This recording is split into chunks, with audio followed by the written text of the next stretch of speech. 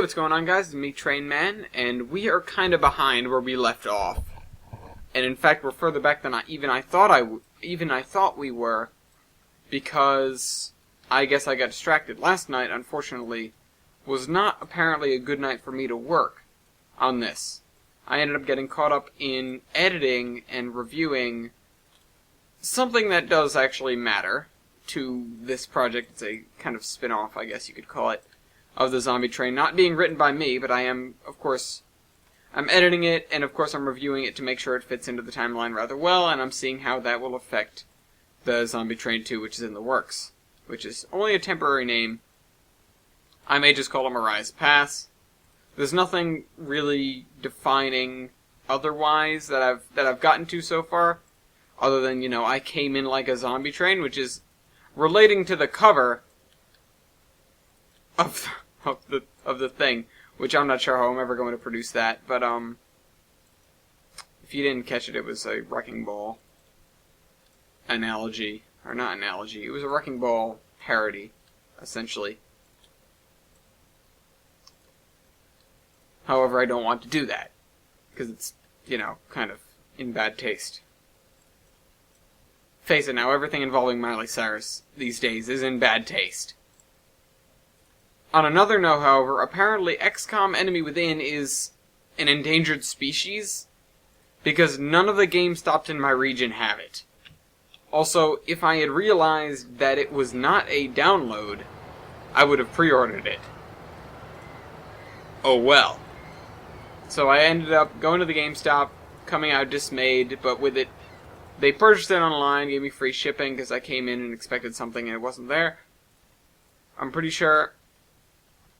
And then there were some complications with my $10 power-up. $10 off power-up coupon. Sorry, I was trying to mix those two phrases together. And it ended up being that they couldn't do that in the store, so they want me to wait until I get it in the mail and then go back there and have them run it through their system one more time so that I get the $10 discount. Which sounds like a lot of work for $10, and if they had said, we can't use this, I would have said, okay, I'll come back and use it another time. But, you know, they put in all the effort to make me save $10, and I'm going to save $10 if it kills me. Today may be more of a, once we finish this up and then do the, just to be safe, once we finish this up and then do the, hold up, there are some patches here that need remedying.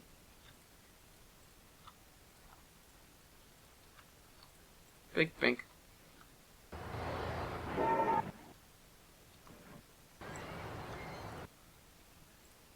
Oh, hold shift. Once we finish this up, I think it's going to become quite the brainstorming episode, as a matter of fact, because when I was walking down here, I was thinking to myself about, hold on, let me get the map, where this narrow gauge line that leads up out of here goes, and exactly what kind of terrain it encounters. I should remind myself that my map is crooked 90 degrees, as opposed to this one. Although I believe I can... No, I can't. Wait, what? Oh, Jesus, it just didn't want to load in. Ah, the lag. Okay, leaving. Go back here. Alright, so we gotta cover this over with this grassy stuff again. So, of course, my issue... Actually, no, it's in here. My issue currently is what to do with... I'm going to do more specific texturing on this stuff later. What to do with the areas... Sorry, I'm just kind of... What to do with the terrain up this mountain, basically. Because I don't have anything to do with it. I'm not entirely sure what to do with it. There's got to be a plateau somewhere here. There's got to be a connection between that plateau and a rock wall that the train is going on lower area and the train is going on higher area. I think I might make a two-tiered setup if you guys know what I mean. What I might do is I might have the rail line here ascend to a plateau that's up here, and then go into a tunnel, go, like, over itself, come out of the tunnel, like, do a loop, and go over itself. Like, hold on.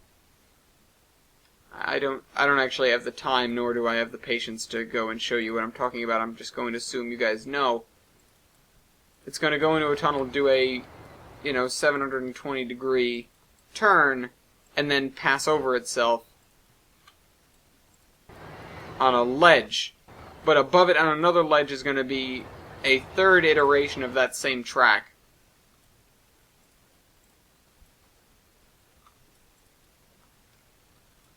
If that makes any sense at all. How bad does this look on the map? Pretty bad, but that's okay. Doesn't look as bad as, remember there was an area that was, it was over here. It was with this textured stuff. Yeah, this crap right here. Doesn't look as bad as that. And this actually does pretty well in showing the topography. I never named that? Okay, that's gonna have to get named pretty soon. Check. Alright, so we did the ballasting as well, so let's do that. Let's go get it first. Here we are. This is our quote-unquote ballast.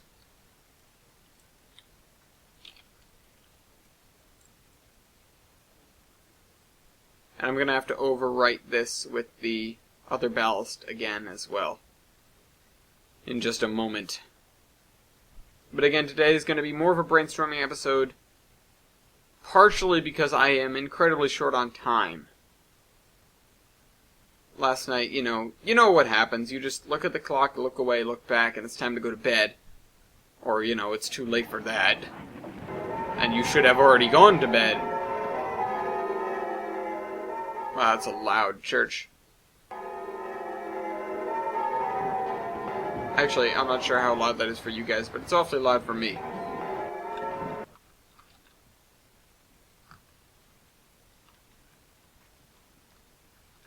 Let me do the beach as well, just while we're here.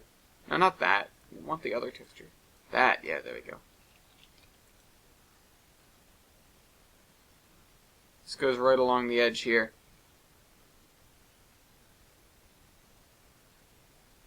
So yeah, I'm going to have a very complicated back and forth route to ascend, from 0 to 300, which is where the Lambent Groves are. And the Lambent Groves are on an enormous plateau. It's the Lambent Plateau. Everything's kind of named the same up there, because people got uncreative. People being me.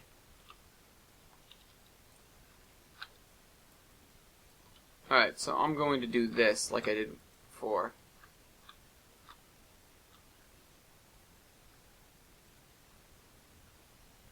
To represent dunes. Except for these are some pretty serious dunes if those are there.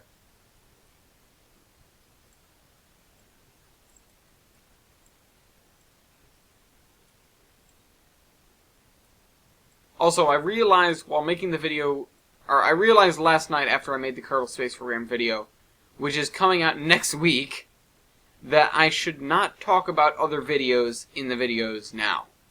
I'm breaking that as we speak, but until I get two of each done, it won't make any sense.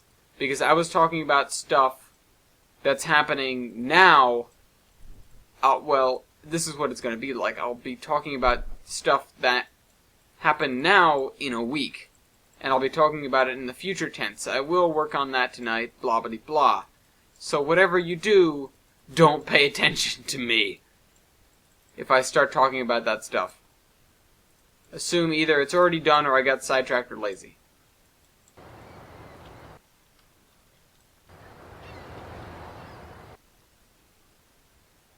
Alright, save that. I don't want to lose anything this time when this goes. Oh my god, I need to go comment on Scott Manley's video. He said he switched from Bandicam to... He switched from Fraps to Bandicam to record Kerbal Space Program because Fraps was crashing the game. Bandicam crashes it less.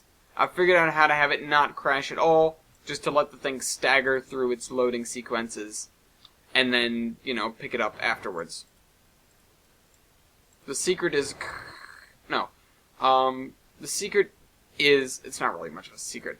I play it, if you've noticed, you'll sometimes see the edges of the windows, because the window shifts when it tries to crash, essentially, when it goes into loading screen, like hardcore loading. And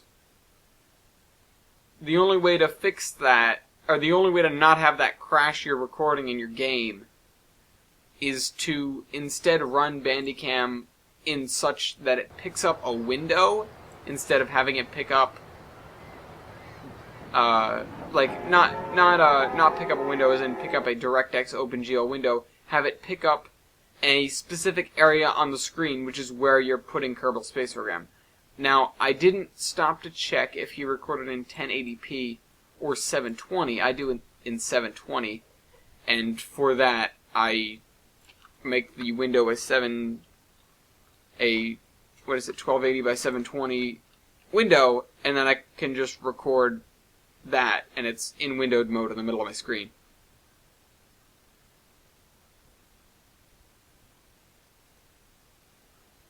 Was it? Yeah, no, it was him. I was trying to remember if it was Scott Manley. I was thinking of Kurt, because I watched both of their Kerbal Space Program videos, talking over the church. Watched both of their Kerbal Space Program videos, yesterday. The ones that came out either yesterday or the day before. Bring that over there. And...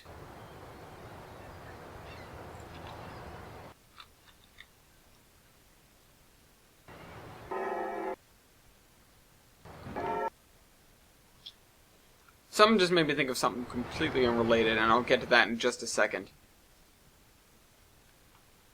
But let's save again.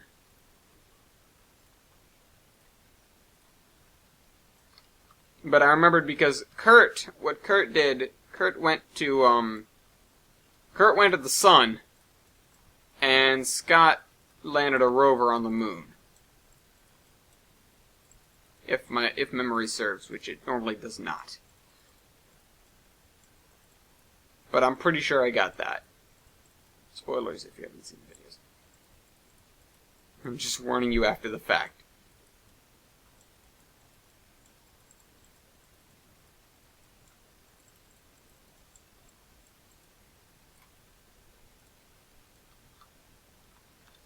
Alright, thinking. Alright, I guess there's nothing else for me to delay this with. I would just like to take a moment, and I can't actually take a moment because I'm working, but I'd like for you guys to take a moment, maybe pause this video, put your hand over your heart, and stare at an American flag, if there's one nearby. For those of you that aren't in America, go on Google, look up the American flag, and then, put your hand over your heart and feel bad. Because today is the 50th anniversary of President John F. Kennedy being assassinated. And he was actually, well, I'm not going to go and say he's a really cool guy, because, because I'm 17. But, and that was 50 years ago. But, sorry, I almost could have gone off on a crazy tangent there. But he was someone that I definitely hold in high regard, and if you guys see me in my, weekly timetable videos with that crazy hairdo, that's something I started doing. Of course, it was a little more tame back then, because it was, the very, very first time I used it, my mom did it, and she wanted it to be perfect, and she, did the gel, probably, and all sorts of stuff, which I don't touch anymore. It's like drugs. You don't want to use that stuff, you'll get addicted to it. Maybe not.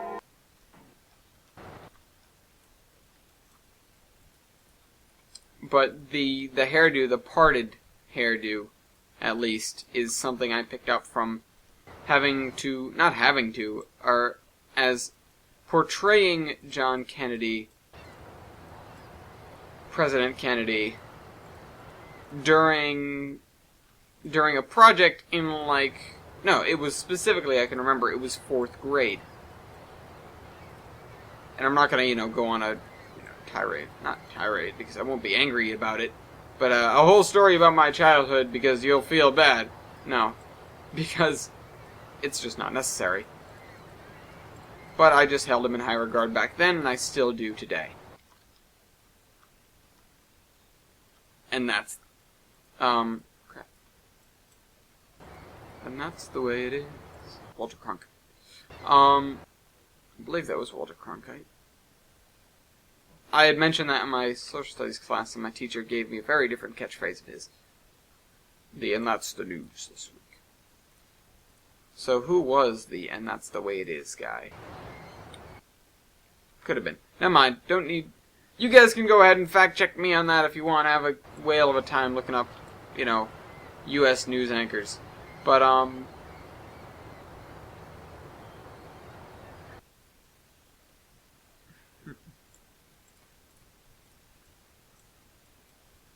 just go along the edges here. Pitch down there. As imprecise as this is, it works.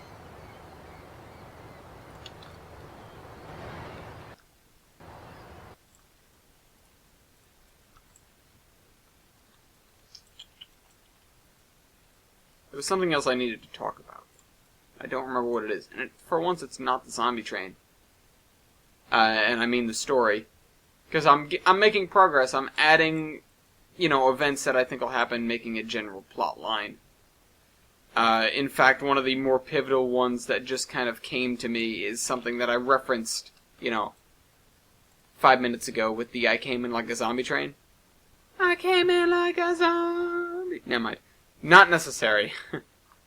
In bad taste. As always.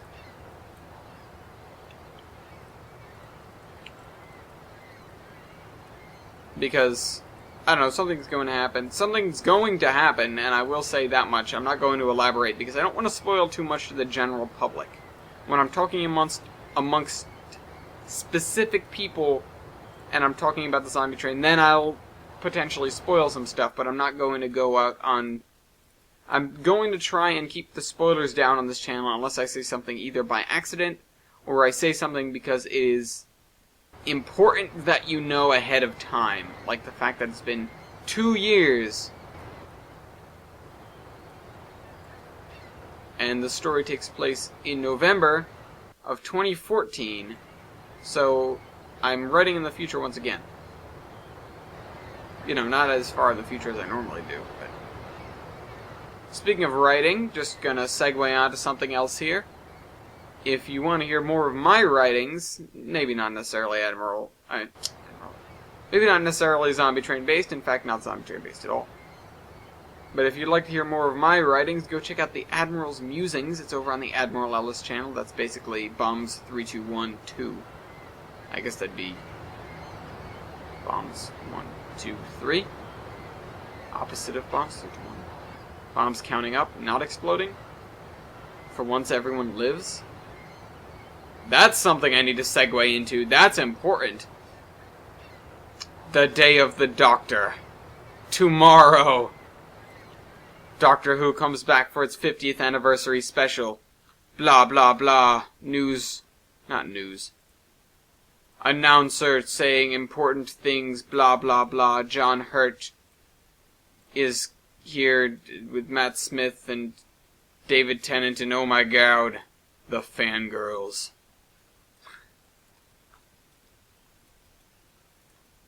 I've been keeping up on the stuff they've been... Not the fangirls. I've been keeping up on the stuff they've been notating about what the Day of the Doctor is going to entail. Of course they haven't, said everything. And I wouldn't want them to. But them saying, Matt Smith's reaction of Tennant being back, and Tennant saying that, I've got to recognize that Matt's in the saddle, blah, blah, blah, blah, blah. Whatever he was saying. I don't know. if someone asked me what my favorite Doctor was, I wouldn't be able to tell you. Because they all are, I mean, this is kind of a stereotypical thing to say when you can't decide. But they're all very different and they all have their own characteristics. Even, I'm not going to get into the old series Doctors. But, I mean, they had very, very different personalities and ways they acted. For example, the Ninth had something that the other ones didn't, which is that air of he knows precisely what he's doing. He acts like he owns the place. And by the place, I mean the universe. And he's just generally B.A. You guys know I don't swear. That's gonna actually cause some problems if I ever do some other readings. Because I might not swear, but some of the characters in my stories do. I try to keep it down, but sometimes people aren't kosher. No offense, Jack O'Neill. Alright, I need to put the parking lot in, and then maybe, just maybe, I can wrap this up.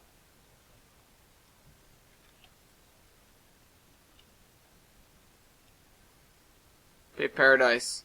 Put up a parking lot. Kinda sketchy, I know. But once we have all this area textured, it's pretty much gonna be done with Galgora. We have to do this back here, but it's just gonna kind of be in a basin.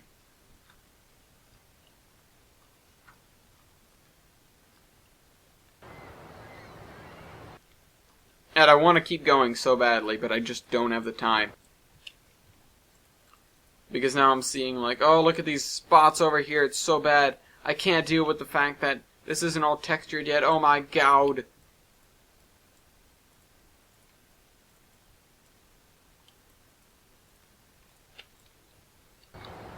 It's terrible.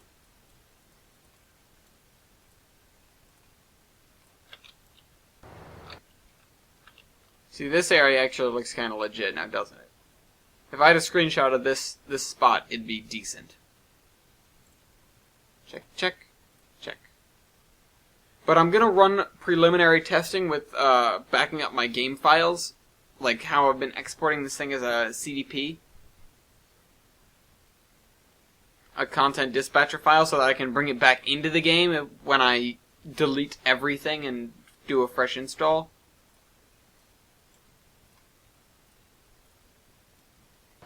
And I'm gonna do that with testing out, what's the other map I have that's the testing grounds, which is where I proofed out a bunch of the way the multi-industries work together, the way I make a random industry where you drop stuff off and pick stuff up, with the power station rule and everything. The map where I proofed that is gonna be the one where I test out everything else. Because I'm gonna delete it from my files, I'm gonna back it up as a CDP, delete it from my files, and then come into game, make sure it's not here, bring it in using the content dispatcher, and then try to load it up. So we'll see how that turns out. And I hope you guys enjoyed this video. You know what, I need to turn this way. This looks like a snippet of a decent model railroad. If you guys enjoyed this video, Train Man out. Thank you for watching.